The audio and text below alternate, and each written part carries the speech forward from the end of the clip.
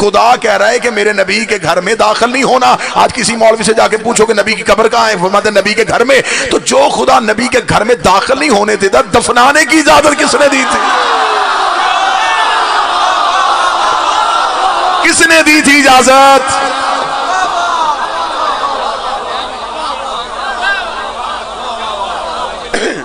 जो खुदा दाखिल नहीं होने दे रहा, बाबा जी, जो अल्लाह नबी के घर में दाखिल नहीं होने दे रहा, आप हमें बता दें कि इजाजत दी थी नबी ने, इजाजतनामा दिखाएं। तो फिर कुरान की सरीहन खिलाफ वर्जी नहीं होगी। खुदा तो दाखिल नहीं होने दे रहा, इतना सख्त है खुदा। खुदा कह रहा अगर जाना पड़ भी जाए फौरन उठ के आना, ज्यादा देर वहां बैठना ना। अगर नबी खाने पे बुलाए उसके घर के बर्तनों को भी नजर उठा के ना देखना।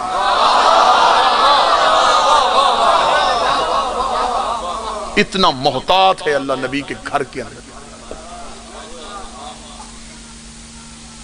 अब जब पूछा जाए कि नबी कहां पे दफन है, वो कहते हैं एक नबी की बीवी है, उसका हुजरा है, वहां दफन है। अच्छा, हुजरा बीवी की मलकियत हो गया, जगीर ज़हरा की मलकियत नहीं हुई।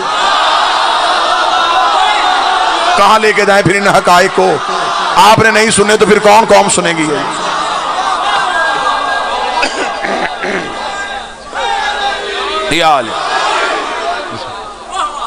ये हकायक कहां तक लेके जाएंगे हम? लिहाजा गुजारिश ये है कि अगर हम नबी के सहाबा से दीन पूछेंगे तो सहाबी हमें नबी की जिंदगी के बारे में वही बातें बताएंगे जो घर के बाहर थी, क्योंकि वो अंदर नहीं जा सकते। ठीक हो गया जी? पहला तबका गया, दूसरे तबके पे आओ। नबी की बीवियों से पूछ लो, पूछने के लिए तैयार है, लेकिन ये हमें वही दीन बताएंगे जो घर के अंदर था। आप कहेंगे साहिब ये अंदर की बातें क्यों बताएंगी? जनाब फिर कुरान खड़ा है, कुरान कह रहे नबी की बीवियों अपने घरों से बाहर ना आना।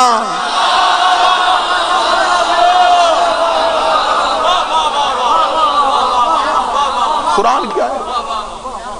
सहाबा को अंदर नहीं जाने दे रहा, बीवियों को बाहर नहीं आने दे रहा। अल्लाह ने कैसा मजबूर किया है उम्मत को। सहाबी अंदर नहीं जा सकते, नबी की बीवियां बाहर नहीं आ सकती। दुख यही है, दुख यही है। हमारी 1400 साल से यही लड़ाई है। हम इसी हकीकत पे खड़े हैं, हम अपना स्टैंड छोड़ने के लिए तैयार नहीं, हम इसी जगह पे खड़े। जिन्हें अंदर आने की इजाजत नहीं थी वो जबरदस्ती क्यों आए, और जिसे बाहर जाने की इजाजत नहीं थी वो मैदान में कैसे चले? हमारा मौक़िफ़ गलत है तो हमें रोको। कुरान की सरीहन खिलाफ वर्जी।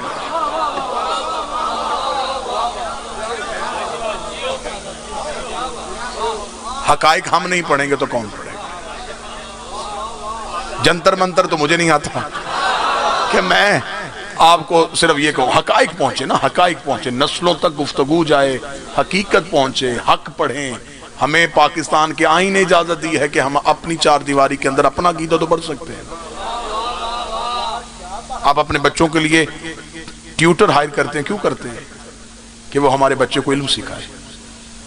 हम अपनी जान हथेली पे रख के क्यों आते हैं? ताकि अपनी अगली नस्ल तक अकीदा पहुंचाए। अगर हम मसलहत की खातिर खामोश हो गए तो आइंदा नस्लें गूंगी पैदा हो जाएंगी। बच्चा माहौल से सीखता है, उसे आज हम अगर अपने अकीदे पे डटना दिखाएंगे तो वो बहस करने के लिए तैयार होगा। ठीक हो गया जी? कोई किसी पे गालम गलोच तो नहीं हो रही, हम तो बिल्कुल दलील से बात करते हैं। गाली गोली वहां होती है जहां इल्म ना हो। जाहिल की निशानी होती है कि वो लड़ने पे तब आता है जब उसके पास दलीलें खत्म हो जाती हैं। हमारे पास दलाइल हैं, हम बहस करने के लिए तैयार हैं। सहाबी जा नहीं सकते अंदर, नबी की बीवियां बाहर नहीं आ सकती।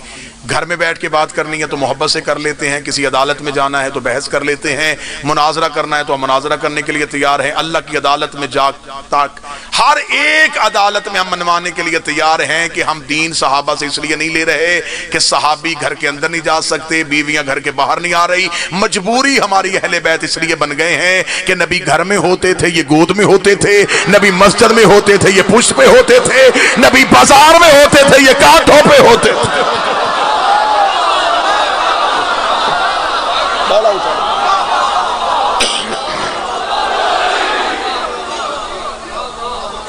तो जब अहले बैत हर लम्हा नबी के साथ रहे, ठीक हो गया।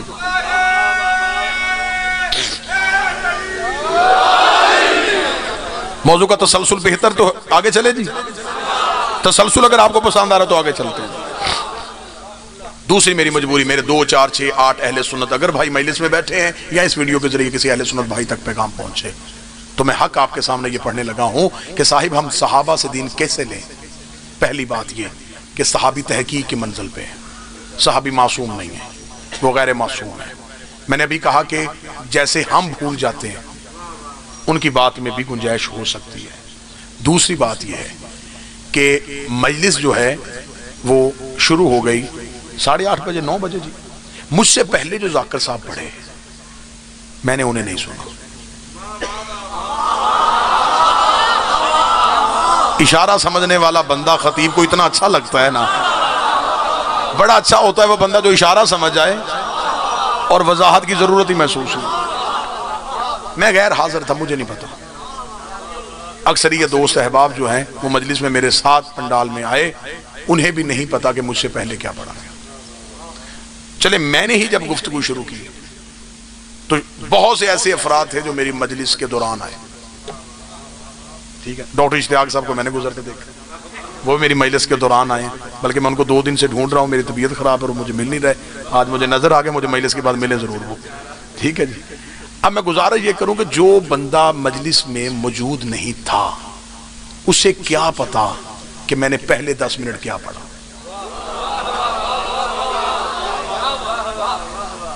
अब एक बंदा उस बंदे को लेके खड़ा होकर जनाब तू मुझे बता उन्होंने क्या पढ़ा, तो वो वहां से तकरीर शुरू करेगा जहां से वो मजलिस में आया था।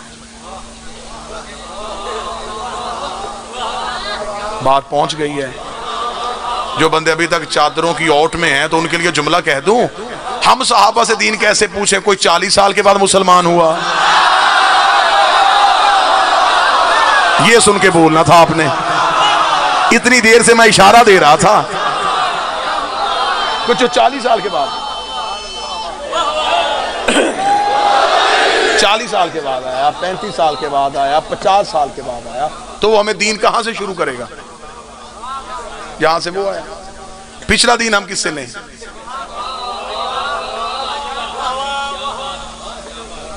भाई जब वो मुसलमान उसके बाद वो दीन बताएगा ना।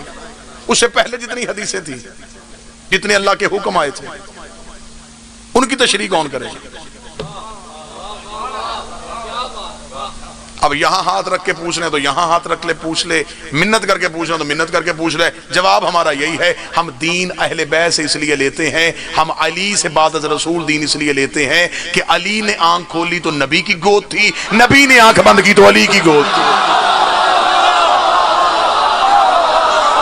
ये हर लम्हा नबी के साथ रहे। मौला साहब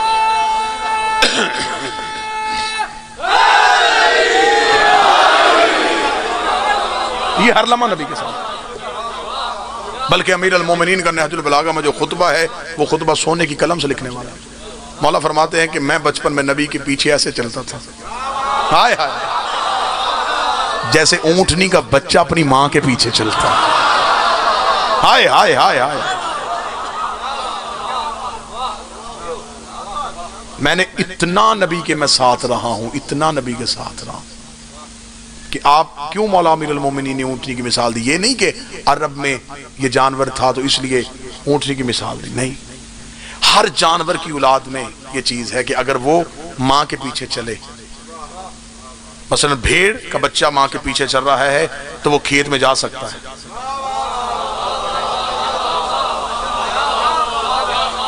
घोड़े का बच्चा मां के पीछे चल रहा है तो वो चरने के लिए आगे पीछे जा सकता है। ऊंटनी के बच्चे में यह सिफ्त पाई जाती है, प्यासा भी हो, जब तक मां ना रुके वो नहीं रुकता। अमीर अल मोमिनीन ने फरमाया मैंने अपनी मर्जी नहीं की, मैं नबी के पीछे रहा हूं, मैं नबी के पीछे पीछे चला। फिर अहले सुन्नत किताबों में यह मौजूद है कि मौला अमीर अल मोमिनीन ने रिसालत में आपकी जुबान चूसी। आपने हजरत अबू हुरैरा से रवायत इसलिए ली है कि उन्होंने जूठा दूध पिया था।